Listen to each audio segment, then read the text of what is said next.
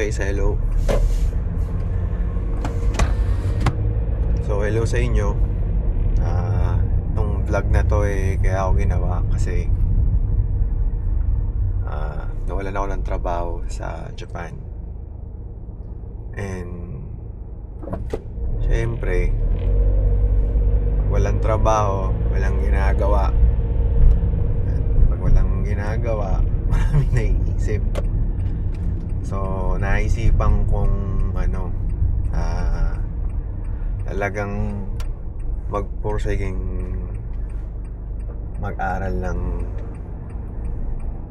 Japanese dito sa Japan. Kasi syempre matagal na ako dito sa Japan na tuloy-tuloy na nakatira. Siguro mga 5 taon na. Pero yung kaalaman ko, knowledge, sobrang basic lang, kumbaga. Kung mapapansin nyo sa mga video ko before, English teacher ako, assistant language teacher. So, syempre, hindi naman excuse, diba? Pero most ng trabaho ko was in English. So, hanggat maaari, ang nagiging environment ko is in English. Pero napag-isip-isip ko in 5 years dito sa Japan na talagang kailangan mong gumamit ng Japanese para gumanda yung estado ng buhay. Siyempre hindi naman ako matalino para makakuha ng mga trabaho na hindi kailangang mag-Japanese lang, kagaya ng siguro IT, o di kaya naman trabaho hindi kailangan ng Japanese dito. Pero yun nga, ibig ko sabihin, talagang kailangan matuto ka ng Japanese. So china-challenge ko yung sarili ko ngayon na ano ba yung mga gagawin ko para mag-improve yung estado ng buhay. So siguro parang ang una kong challenge sa sarili ko matuto ng Japanese at mag-aral everyday at least 1 hour. Kasi yun lang naman yung pwede mong i-gawin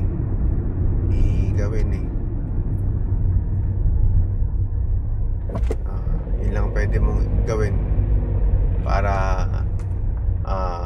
gumanda yung buhay. So paano ko to gagawin?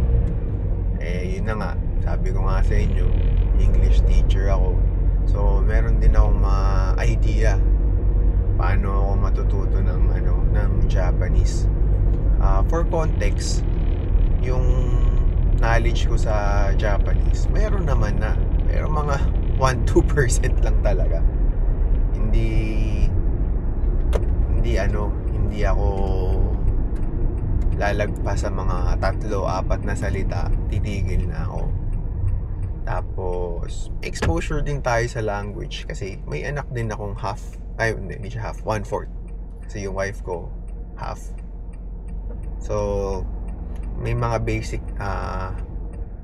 words na akong familiar ako.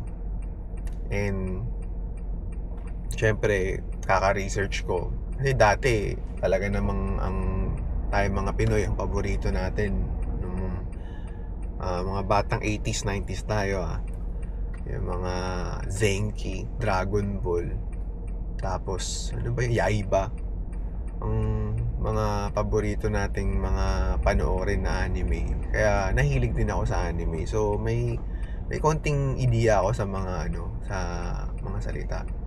So based sa kaalaman ko at based sa mga nire-research ko, kasi ginamit ko din to sa mga bata sa mga eskwelahan ko noon, kailangan may dalawang leading. Ayun, naputol pala yung video ko, sorry, wala nang battery. So Di ko alam kung saan naputol, pero yung gusto ko sanang sabihin, talagang kailangan mag-aaral ako ng Nihongo para magkaroon ng kumbaga edge sa learning. Kasi syempre nandito tayo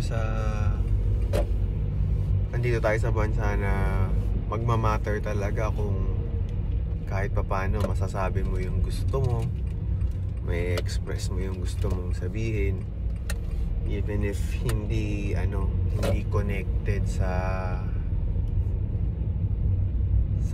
trabaho mo yung kailangan. Ibig sabihin, kumbaga kung English teacher ka, syempre kahit papaano ma-explain mo in a way yung mga grammar rules o kaya kahit papaano translation ng mga gusto mong sabihin. Paano ba yun? Syempre kailangan mag-Japanese ka, makapag-Japanese ka.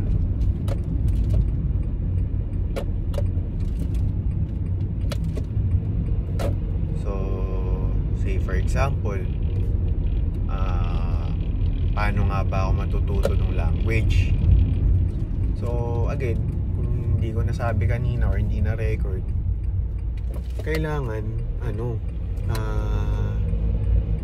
yung understanding ko ng language dito sa Japan, hindi naman lamang na lamang sa maraming tao na oy kasi nasa Japan ka dapat alam. Hindi, ilang percent lang din yung lamang ko sa inyo, ilang tudog lang din, ilang Naruto lang ang lamang ko in a way. So medyo mabagal ako magsalita kasi nagdadrive ako, so kailangan focus din ako sa driving. Pero yun na nga, at least siguro masasabi ko ang knowledge ko lang dito 1%, 3% lamang lang sa inyo. Siguro ang pinaka best na lamang ko talaga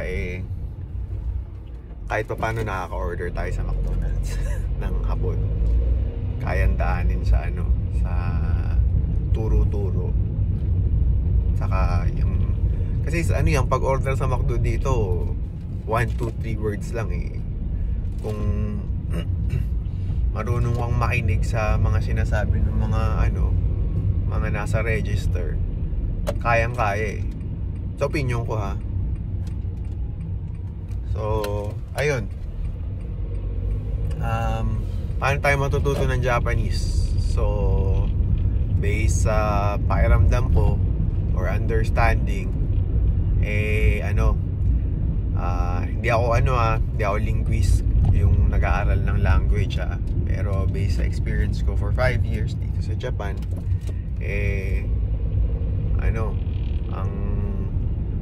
ang naging effective based on my experience would be kailangan comprehensible input yung natututunan ko or ng language learner.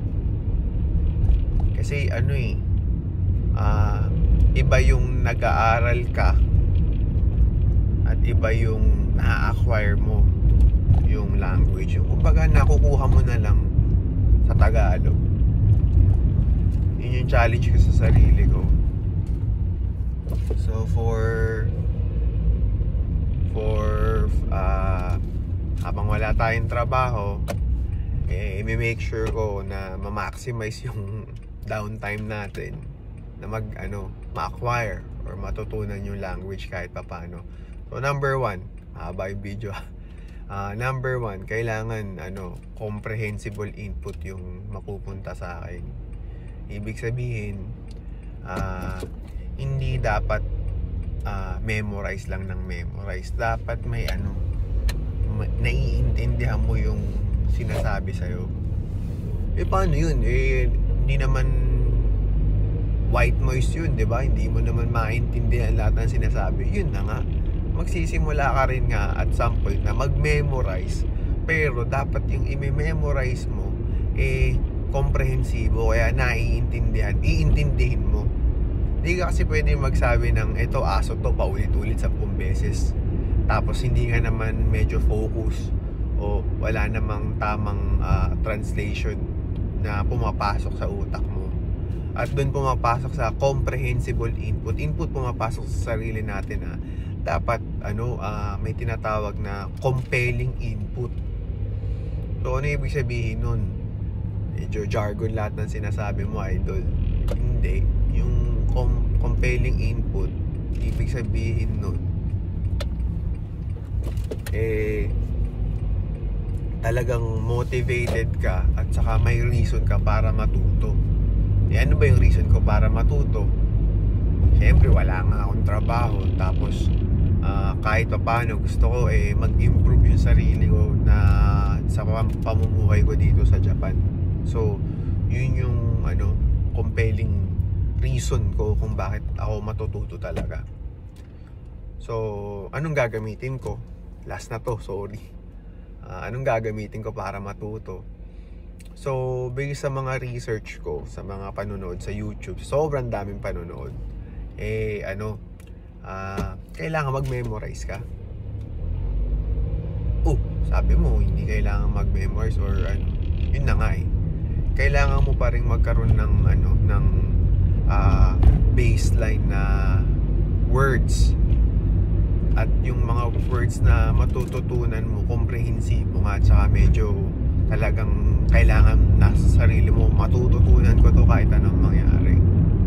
So yung ang gagamitin kong style at mga ways, number 1 sa comprehensible input, nagamit ako ng application na tinatawag nilang Anki. Tingnan nyo yan sa maraming reviews yan, paano gawin, parang space repetition.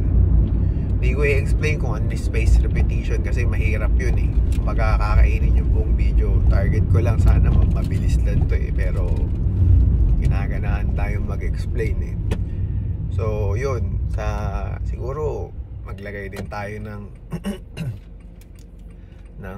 goal.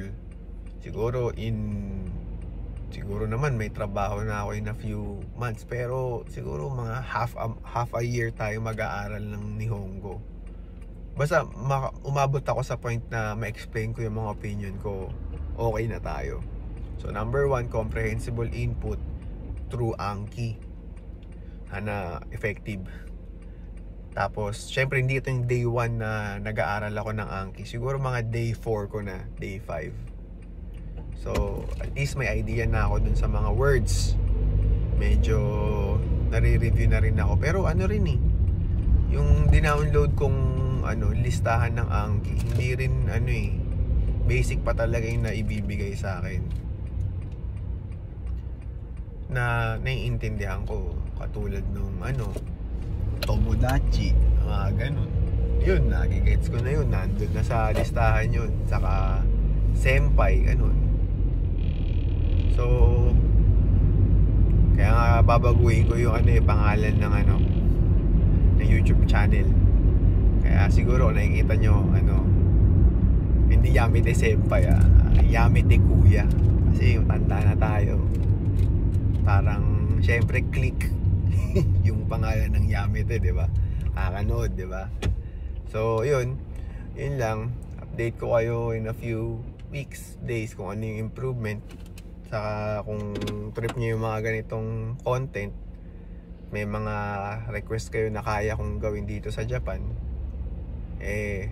stay tuned. Sana subscribe kayo. Thank you. Bye bye.